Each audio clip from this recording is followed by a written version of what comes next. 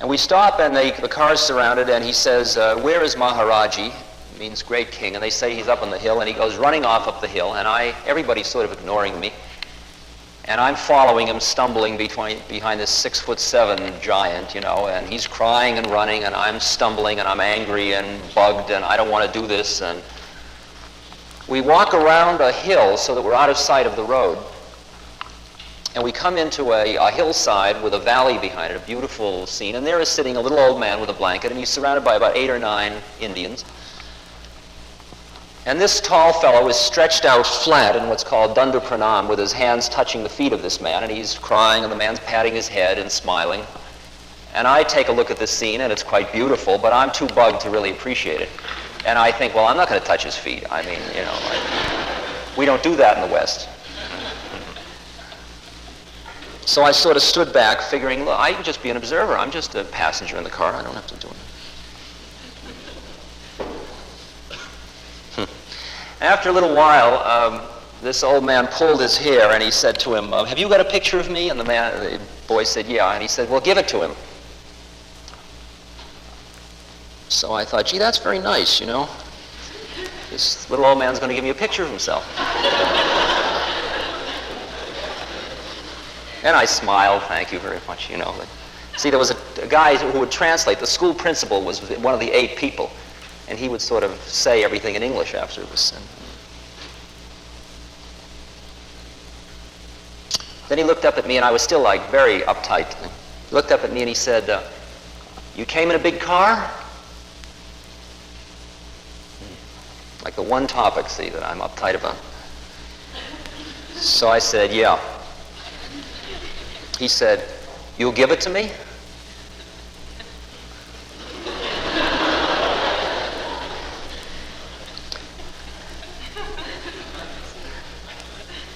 So I started to say, well, and this young fellow said, Maharaji, if you want it, it's yours. And I said, now, wait a minute. You can't go giving away David's car. It's not our car to give away.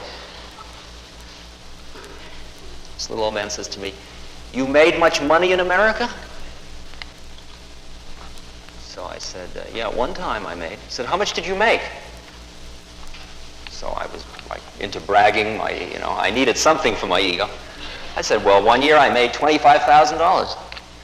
So they all figured that out in rupees, and everybody was impressed. So it's like 60 billion rupees or something like that.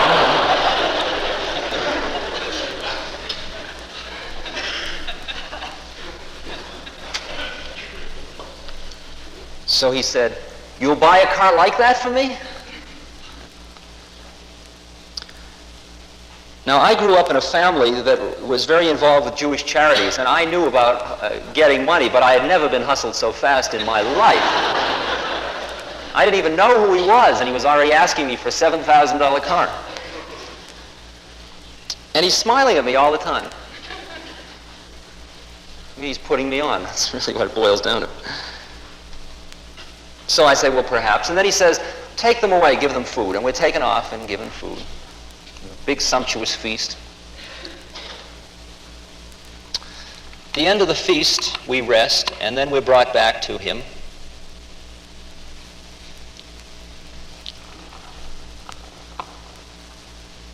And he says, come sit. So I go and sit down. He said,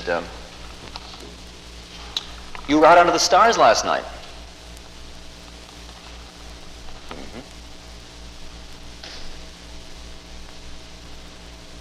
You were thinking about your mother. Yeah.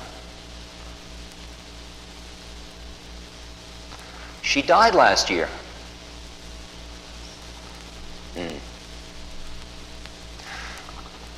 Closed his eyes for a second, and he said, she got very big in the stomach before she died. I said, yeah.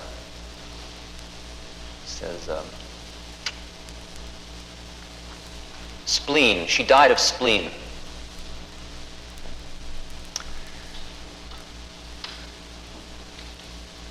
When he said that, 2 things happened to me.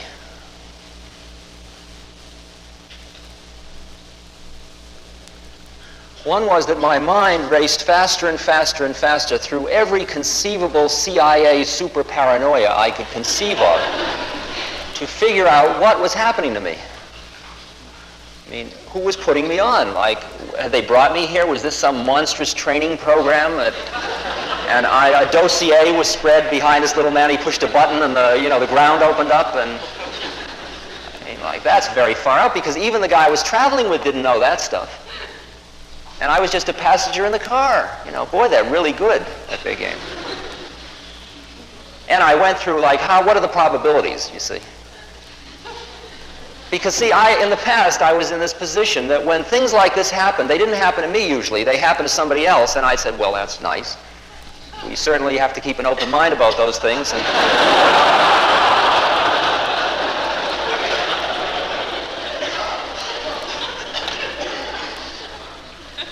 And when it did happen to me, I was always out of my head on psychedelics, and how did I know it had happened and I hadn't just created the whole thing out of whole cloth? Because I had taken some psychedelics that did that kind of thing. I remember taking a thing called JB318. And I was sitting in a room and nothing was happening, and I thought, gee, nothing much happens with this drug, does it? Even though the fellow I took it with, who was about 50, was doing cartwheels through the room. But I felt nothing. And then this girl from the community I was living in walked in and she said, would you like some lemonade? And I said, that would be great. And she poured this glass of lemonade, and it got to the top, and she kept pouring, and it went over the side, and down the side, and across the wall, and up the wall, and across the ceiling, and down and under my pants, and then it went back up, and my pants got wet, and I moved, and then it went back up, and as it touched the glass disappeared, and the girl disappeared, and my wet pants were no longer wet, and I turned to Ralph Metzner, who was sitting next to me, and I said, Ralph, the most unusual thing just happened to me. And Ralph disappeared.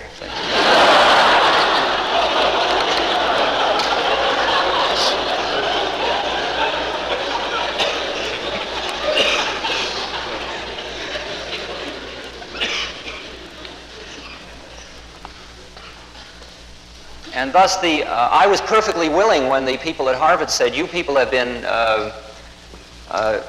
taking these drugs, you are therefore not reputable scientists anymore as observers. And I was perfectly delighted to say, I will be data. Study me, and it may be, it's too bad what happened to those guys in the 60s at Harvard,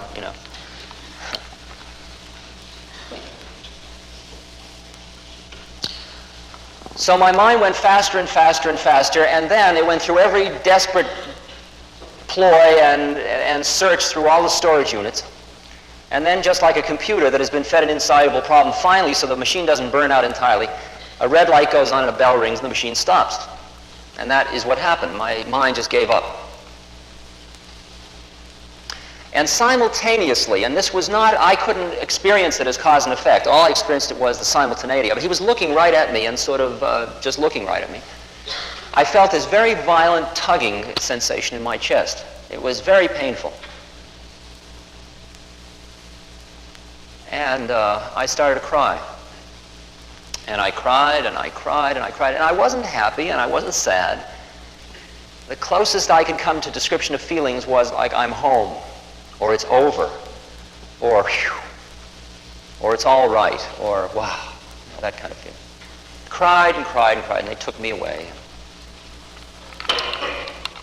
And I was taken to a temple about 12 miles away, and I was given a nice room, and I was sitting in the room, and during the evening I was very confused, and at one point I was going through my shoulder bag, and I came to the bottle of LSD. I thought, this guy is going to know what LSD is, because he knows everything. I'll have to ask him. Next morning at 8 o'clock, messenger comes, Maharaji wants to see you. We go over the 12 miles to the temple. I'm just approaching him about 5-6 yards away from him, and he yells out, have you got a question? And I take one look at him, and all I want to do is touch his feet. I don't have any question. It's so warm and beautiful, and there's so much light coming out of him. And I say, no, I don't have any question. And he says, he gets very impatient, and he says, where's the medicine? Medicine? So Guru brother says, well, maybe he means the LSD. I said, LSD? Acha, the LSD. Bring the LSD. So I go and I bring the bottle of LSD. I hold out my hand. He wants to see. So I hold out my hand and pour it in. He says, well, what's that? I said, well, that's LSD. And what's that? That's STP. And that's... Librium, and it's Tuinol, and it's my traveling kit.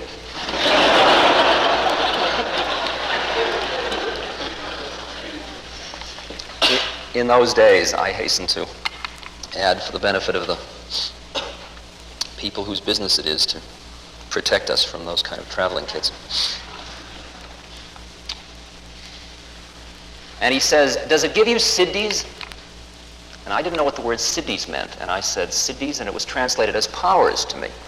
And I didn't realize it was spiritual powers. I thought he was asking for physical power. I thought he wanted something like vitamin B12.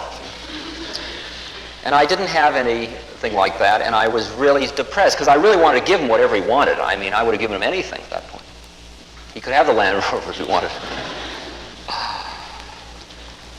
So I said, gee, I'm sorry, I don't have that. And I put it back into the bottle, and I was very sad. No, and he holds out his hand. So I put one pill in his hand, and these are called White Lightning, and they were about 275 micrograms of LSD, but these were a special batch that had been made for me as a going-away present, and they were each 305 micrograms. He looked, and he, come on.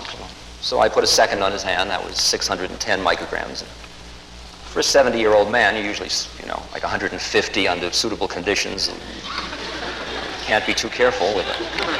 And about the heart. And he looks and he says, come on. So I put a third one. That's 915. That's going to do it. I mean, it's good LSD. And he looks, acha, and he downs the whole business. And the scientist in me says, well, this is going to be interesting.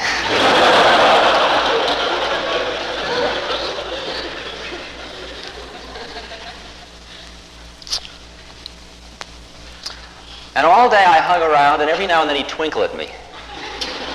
And of course, nothing happened at all. So that was the answer to that question.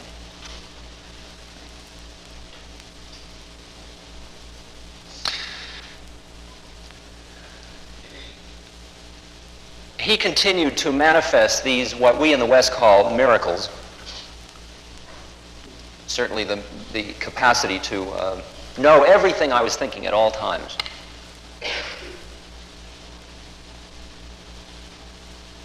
And lest ye see wonders and miracles ye will not believe, and that certainly was helping.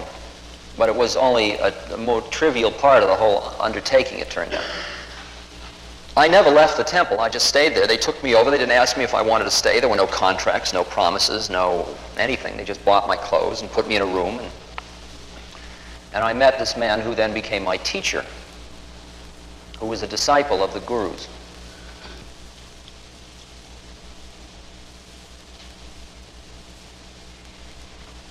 No place to hide. My teacher had gone into the jungle when he was 8 years old. 15 years ago, he had met the guru in the jungle. They were both called jungle sadhus. That is, they lived in caves way back in the forest. They didn't have any commerce with people. And he was a very pure Brahmin, the teacher. He weighs about 90 pounds. He's very tiny. He's a very unusual fellow.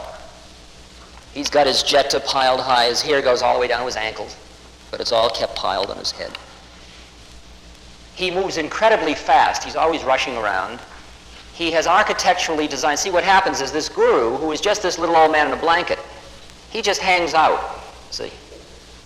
And he sort of just hangs out. He doesn't do anything except just talk to people, and people feed him. And he just does his thing in a very subtle way. And the devotees like having him around so much because he's so high that they sort of guard him. Because if they let him go, he'd sort of walk off and maybe nobody would see him again. And they have a car for him, and he just keeps disappearing here and there with a car and goes different places. And everywhere he goes, people rush up to touch his feet and be around him and so on. And then all these people bring him money and gifts and stuff, and he doesn't have any use for that. He's got no game going. So then these people who bring him the gifts, they set up foundations to take care of the gifts. And then they say to him, Maharaji, what shall we do? And he comes and he points to a place and he says, we'll have a temple. Because a great saint had lived in that cave, we'll build a temple in the cave. And this teacher designs all of them. He architecturally designs them, supervised the building, ran the temples and the schools and the whole business. He taught me, he reads and writes. He's silent. He's been silent for 15 years. He reads and writes 6 or 8 languages. He has many followers of his own. His food intake for 15 years, and I lived with him and I saw what he was taking. His food intake for 15 years was 2 glasses of milk a day. That's it. That's it. He is a scrupulously honest, perfect guy.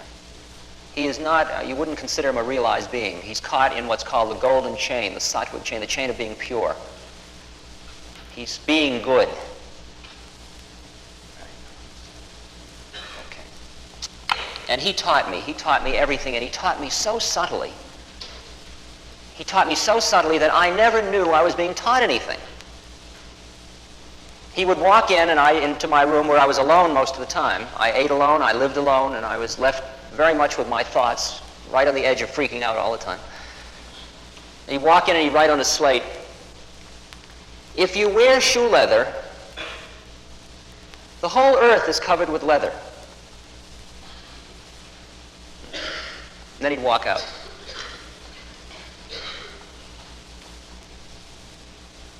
Then if you hadn't gotten that message, he felt you hadn't gotten that message, he'd send you another one. He'd say, "If a pickpocket meets a saint," he'd write, "he sees only his pockets." Then he'd leave for the day. And it was only later that I realized that he had taught me a very, very exquisitely articulated system that is several thousand years old at least, which is called Patanjali's system of Ashtanga Yoga, or 8-limbed yoga. It's also sometimes known as Raja Yoga.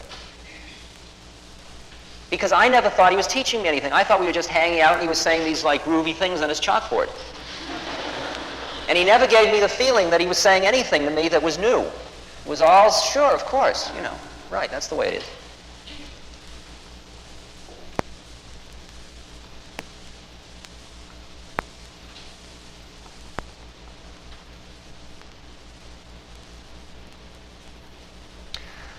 The yoga consists of 8 limbs.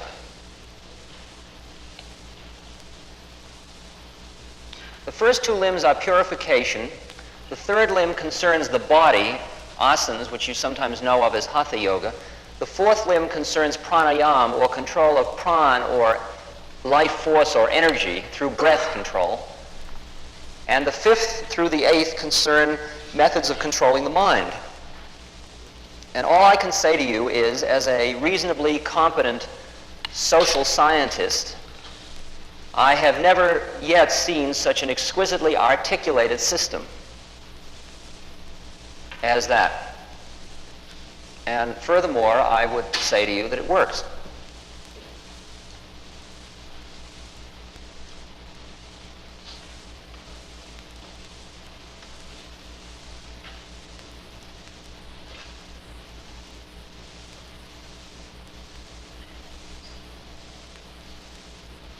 The schedule, the life I led in the temple, very simply, was I'd get up around 4:30 in the morning. I would go to the river to take my bath with a lota pouring water over me, barefoot through the snow, rush back to the huddle by my coal brazier, do breath pranayama, do asanas, do meditation, take tea in the morning, meditate in the morning and read holy books. He would come and teach me around 11, then I would do more asanas, breathing, then I would take my meal for the day alone, then I would rest and have fantasies of being somewhere else, like on the Riviera lying in the sun with a beautiful girl feeding me grapes. And then I would study some more, or read or write, and then people would come who would sing holy songs, and then I would do breathing again, and then asanas again, and then meditation, and I'd take some warm milk and I'd go to bed.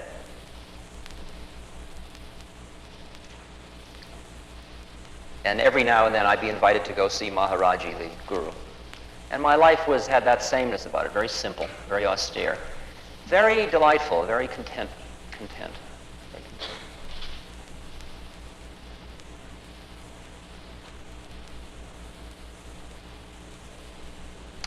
Now, I'm going to explain to you exactly what it is I now think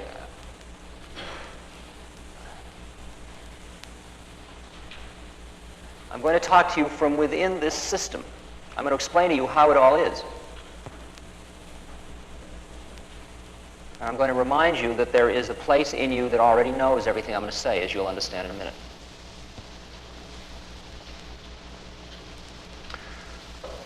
What the teacher wrote on the slate, the first thing he wrote was, desire is a trap, desirelessness is moksha, or liberation, desire is the creator, desire is the destroyer, desire is the universe.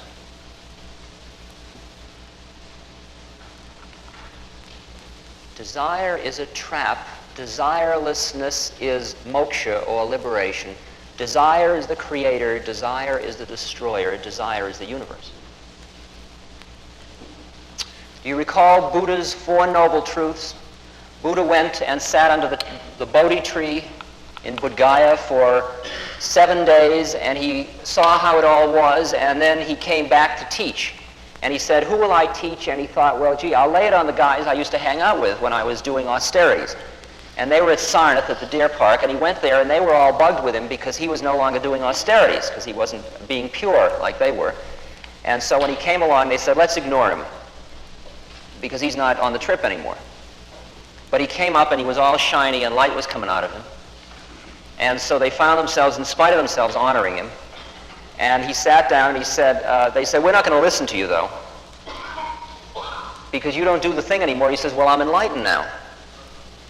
And they said, yeah, but you don't do the thing. He said, but I never before told you I was enlightened, and now I'm telling you I'm enlightened. And I'm going to tell you how it is.